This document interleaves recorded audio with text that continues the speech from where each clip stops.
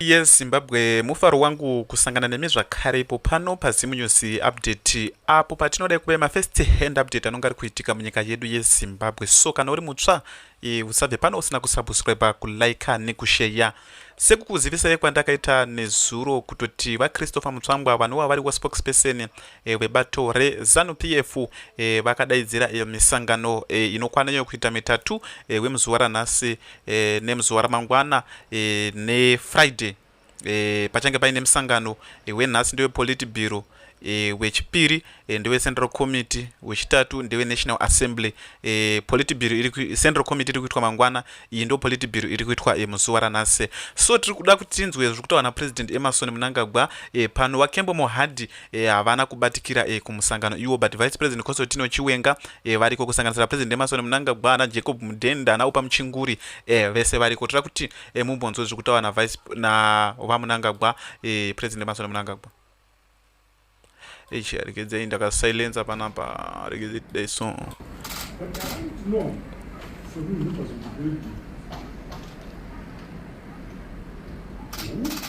here in the Caribbean, I attended the same day.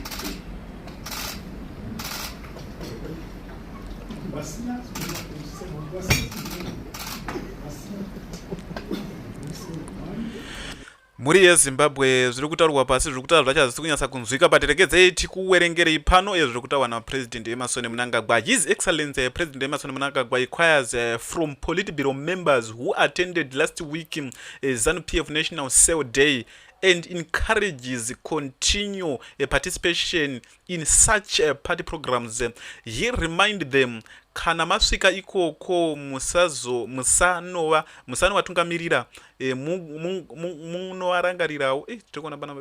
ishona chirutondinesa muri yeZimbabwe kuri kunzi kana masvika ikoko musano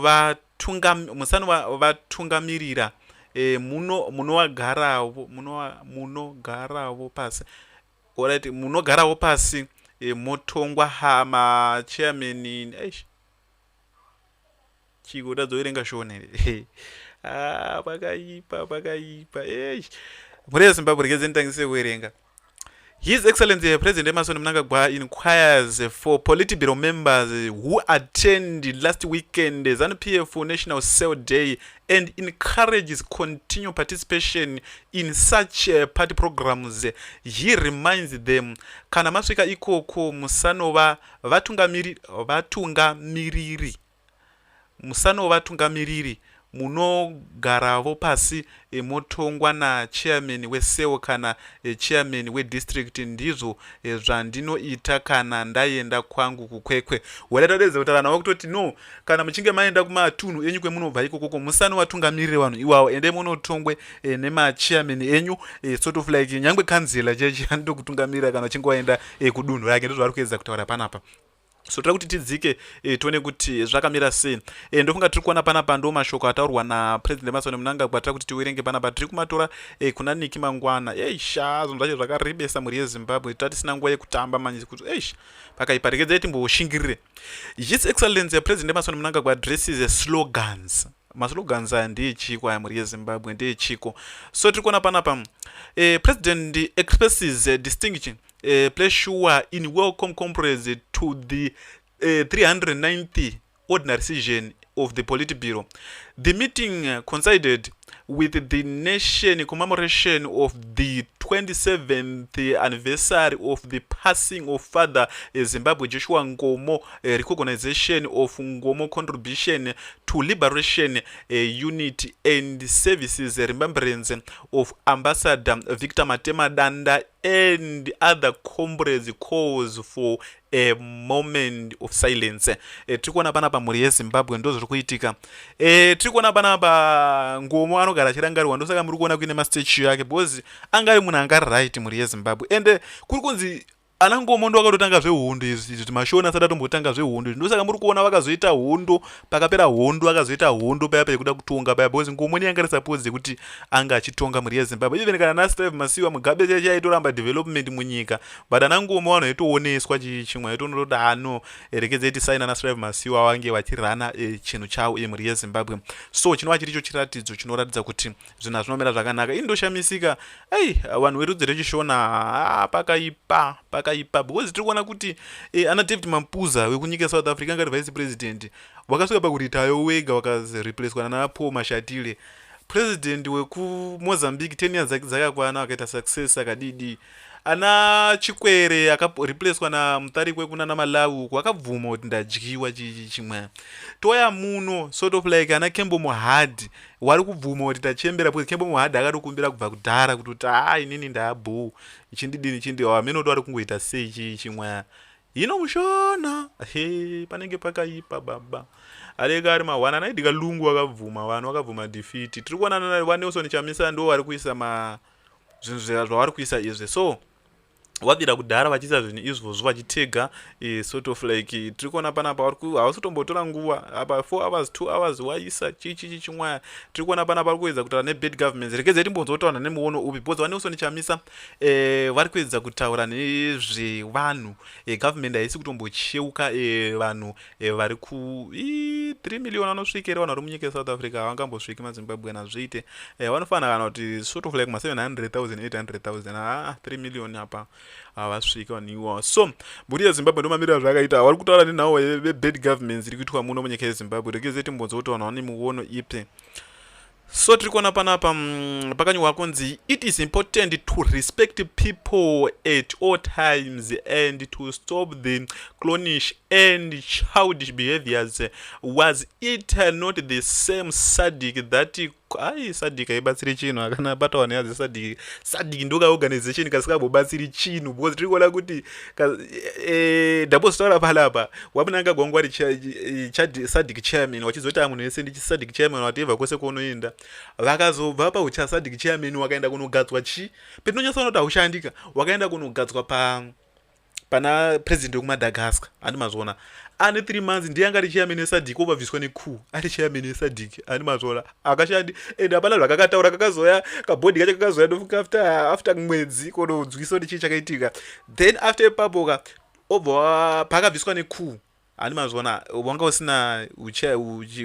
munhu uchairman iwo obva wapiwa Cyril Ramaphosa now munyika muri kuitika zvakadhakwa nechichi uyu ndiye chairman wacho so akashande organization kaya akashande so tira kuona panapa mhuri yeZimbabwe zviri kuitika panapa so tiri kuona panapa what you must understand is that Zanu Pf was being begged by ANC in rigging election from 2000 and now that South Africans are tired of ANC Zanu Pf will fall with vakaipa mhuri yeZimbabwe icho chokwadi ushamwari hwakanyanya because Thabo Mbeki 2008 akauya ana Cyril Ramaphosa munoona unongochita up and down vachiuya so zvinhu zvacho zvinomira zvakanaka because uyu mione vanhu enda kutongoerengawo zvangu because vaNelson Chamisa vari kudana nezve sort of like ndofunga muri kuona panapa watega government yeSA vaCyril Ramaphosa vaDaniel Chapo nani president ana Duma Boko ana Hakainde Hichilema ana Professor Paul Mutharika ana Matekenya yandimuziwe Sulu Samia iTanzania Sadiq akanadhira organization kuti kwakategwa wake zvenhema chichi but akanadhiri kakauya kako kanonzika icho kanonzika organization ikako mhuri yeZimbabwe since 2000 Zimbabwe has had successive contested electoral outcomes. Southern Africa Development Community and South Africa have 4 years chosen to ignore the government crisis in Zimbabwe. anouya seko iye achitoti kwanza kana patobirigwa ndiwo wanotouya kutomhanya NC yacho kutotaura kuti sort of like awina hani mazvona awina because chisikazikana panawa dzepolitics muri yeZimbabwe iwo mapolitician anozviziva because kusimuka kwana Mozambique iwo ana Zambia ana Malawi ana Zimbabwe ana chimwe ndokudonhochi kweSouth Africa ndosaka muchiona vachitoramba vakadai so because tiri kuona kuti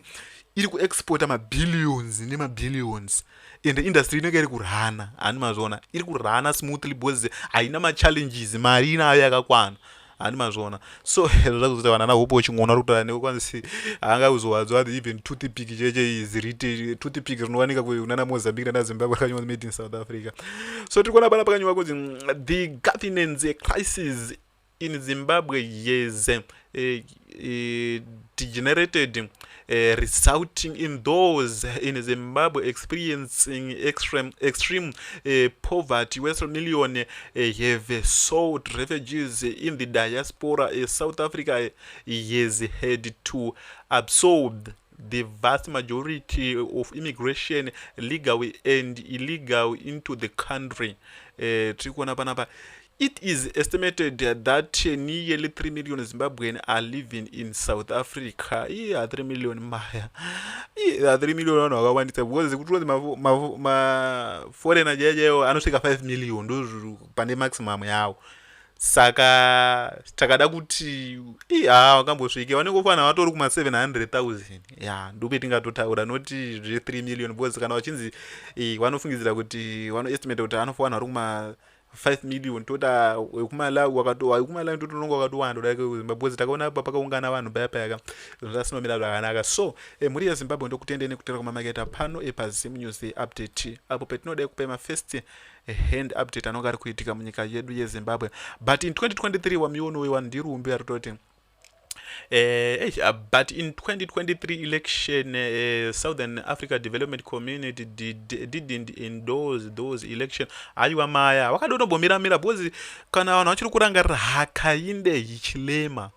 anga kutomira kudarikana neusoni chamisa ndiri kutaura kwatothreatin ona naZambia neZanu Pf nechichi chimwe because anga kutosimudza musoro kuti sadiki basa rayo ndere chiko inonzi bodzi chiko sadiki wati chichi chimwe takaona papakatoipa chepo ameno uya ati kwanzi ndine chi-AI changu era ameno chaita 2023 ndinokangana zita racho kani mani vanhu vachiti amirire president vachachibudisa humbowo nechichi chimwe iye ari kunyepa ZANU PF iri kutofambisa mapepa panguva yacho iyoyo so tiri kuona panapa panenge pakabuda brown envelopes